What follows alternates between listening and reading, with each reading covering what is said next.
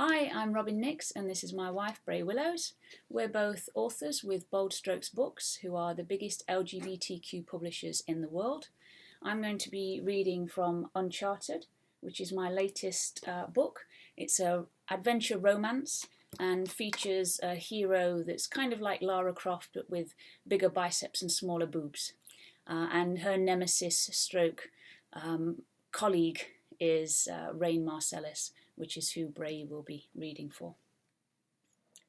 Chase Stinsen. Hi, Chase Stinsen. Think of the devil and she calls. Why did she always address her with her full name? Even Rayne's telephone voice was smooth enough to what? Chase pushed the unfinished sentiment away. Have you called to gloat? Because if you have... Whoa, slow down. Gloat about what? Rayne's surprise sounded genuine enough, but that didn't change the facts. I just got off the phone with the editor at Archaeology today. You won, like always. I did ask you not to include me in my team. My client would have sued me if anything had gotten out about their involvement. I know you don't rate what I do, but I take my client's privacy very seriously. Chase noted Rayne's non-gender specific use of the pronoun, just as in Cyprus. Either her client was gender fluid, or more likely she was being clever enough not to reveal even the slightest detail about them. Whatever Chase thought of Rayne, her professional discretion had always been beyond compromise. It was a shame Chase wasn't able to say the same about her professional morality. That's probably because they're criminals and would end up in jail if you revealed who they were. Chase knew she was being inflammatory, but she was damn sore about her article, and Rayne was to blame for all of it. Wow, that's very judgmental and completely untrue. Well, not completely. There was a playfulness in Rayne's voice that almost made Chase smile. At least it wasn't a video call. Chase didn't want Rayne knowing she could still make her laugh. I'm mad at you. She hadn't intended to be so matter-of-fact about it, and it sounded childish. Rayne had a knack of getting her to say exactly what was on her mind without ever asking directly. Saying it aloud is the first step to getting over it, Rayne said, sounding like she was making no effort at all to control her amusement. I don't want to get over it, Rayne. This is my career, my profession. Editing you, the Tank Twins, and your Cleopatra descendant client out of the story is going to make it impossible to write. Chase paused. She wouldn't have a full scan if it hadn't been for Rayne's presence and actions. She softened slightly. Rayne could have gotten considerable kudos for her inclusion in Chase's article, had she been able to tell the full story. Maybe Rayne hadn't acted completely selfishly. I'm sure that whatever you write will be perfect, Chase. You don't need me in it. You found Zenobia first, and it's possible that if it hadn't been for the ISIS patrol, which may or may not have occurred as a result of our presence, you would have gotten everything you needed and escaped undetected. Tell that story. That was the closest Chase had ever come to receiving a compliment and a confession from Rayne, and she had enough sins to keep her saying Hail Marys for at least a year. What have you called for? I'm busy. She checked the time. I have a class in 5 minutes. It was an obvious lie, and she didn't care to analyse why she'd felt the need to fabricate a fantasy lecture. Rayne was on the other side of the country, and still she affected Chase in ways she didn't appreciate. Aren't all your students on summer break? Chase glanced across at the students still set beneath the tree.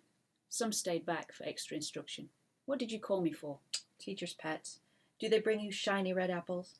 I'd bring you a shiny red apple. And it'd probably be poisoned. What did you call me for, Rayne?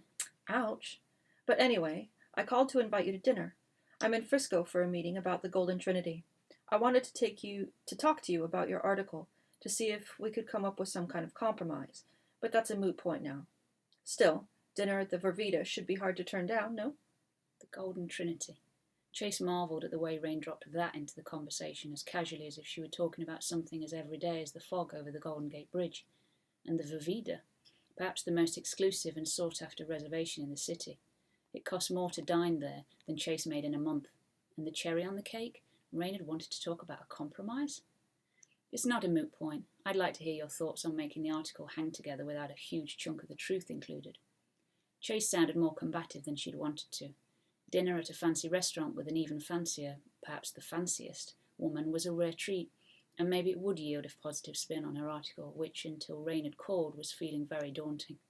How is it that you managed to make an acceptance sound like a rejection? Chase could hear the amusement in Rayne's voice again.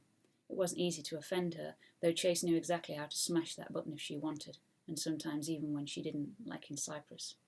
I'm sorry, Chase said, adopting a formal accent. I would simply love to dine with you. What time were you thinking? The sound of Rayne's free laughter reminded Chase how much she used to love making Rayne giggle just to hear it. How does 8 work for you, Madam Chase? Perfect. Shall I send my driver to pick you up? Now it was Chase's turn to laugh. Rayne had a driver. Chase had a beat-up Chevy truck. And have you know where I live? I don't think so. I'll meet you there. You think I don't already know where you live, Chase Stinsen. Rayne hung up before Chase replied. She didn't know whether Rayne was messing with her or not.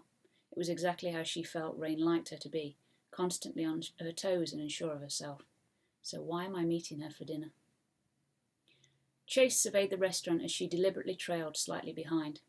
Miss Bossypants needn't have bothered leading the way. Chase saw Rayne way before she would have seen anyone else. No one stood out in any room quite like Rayne Marcellus. Christ, if the sun exploded tomorrow, Rayne could be its stand-in. She radiated an energy and presence that ensured she was the focus of almost any room for almost everyone, and even if they weren't looking at Rayne, you could bet your inheritance they were thinking about her.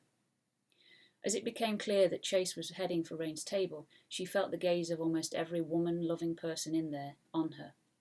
Chase was comfortable with how she looked, and she knew that she might as well have a label on her forehead or a comic bubble over her head proclaiming her sexuality. Short hair, androgynous, now with muscles, she was an easy spot, but damn it, she didn't care. She'd been proud of who she was for a long time, and no bigoted assholes ever made her feel ashamed of how she presented. She knew that straight guys would be thinking, there's no way she's meeting her for a date. Maybe they're adopted sisters or best friends. Beautiful people always have to have a regular-looking best friend. Chase, Rayne said and raised her glass. You're looking very handsome tonight. Chase touched her tie, a little self-conscious at Rayne's none-too-quiet greeting, though she appreciated the blatant way she announced her appreciation. Thanks. Accepting a compliment didn't come too easily. Rayne smiled the way she did when she knew she'd made Chase squirm and motioned to the seat opposite her. Please, sit. Chase didn't miss the way Rayne swept her gaze over her when she thought she wasn't looking. Or maybe she knew damn well Chase would see her and didn't care. Rayne had never held back her desire to bed Chase, but she had no wish to be part of Rayne's collection of conquests. Chase wasn't against one-night stands. They were about all she was prepared to commit to, but she couldn't bring herself to sleep with Rayne. Her complete self-interest and greed made her particularly unattractive, and Chase had learned to keep her physical attraction under control quite easily since her Florida betrayal. Chase ordered a sofa and settled into the plush leather seat. She began to wonder if it had been a good idea to meet her number one competitor, but she wanted to know about the Golden Trinity and Rayne's ideas on the rewrite of her article without her and the Tank Twins in it. All she had to do was stop glancing at Rayne's cleavage in the tight, low-cut dress she was wearing and concentrate on her words. Have you eaten here before? Rayne took a sip of wine that probably cost more for a glass than food for an entire African tribe for a week. She couldn't decide if Rayne was goading her or if it was a real question. She decided to let it slip, or it was going to be a painful night for both of them. I'm sure you won't be surprised to hear me say that I haven't. She reined in the temptation to compare her modest income to Rayne's ill-gotten gains, important especially given that Rayne was picking up the tab tonight. Then you're in for a culinary treat. Chef Michaela's specialty is a sea bass dish to trample over hungry babies for. It's still your favorite? If Rayne was picking up on Chase's ambivalence, she wasn't showing it. It was as if she'd rewound the clock, acting like they were still friends and colleagues remembering her favourite food. Where was the vaguely disguised animosity of the past few years? Had their brush with ISIS given Rayne some perspective on what was important in life? Was she trying to make up for what she'd done to Chase? But then there was the hungry baby metaphor that was still very much the regular Rayne. Chase had always secretly liked Rayne's politically incorrect and black humour, though she'd chastise her for it and feign offence publicly. Rayne had a sense of freedom Chase was still searching for in the caves and tombs she explored, but so far had come up short. I'm tired of fighting, Chase. I don't expect you to forgive me for Florida, but I want to be done with the constant battling with you. Chase frowned and shook her head. Is that why you hide the guerrilla girls, to keep the playing field level? Rayne flashed a femme fatale look, the kind that always got their victim into trouble, the look that would have Chase doing Rayne's bidding no matter the cost. Chase shook it off and waited for a response. You know I hate to lose. And that's it. Thank you very much for listening. Goodbye.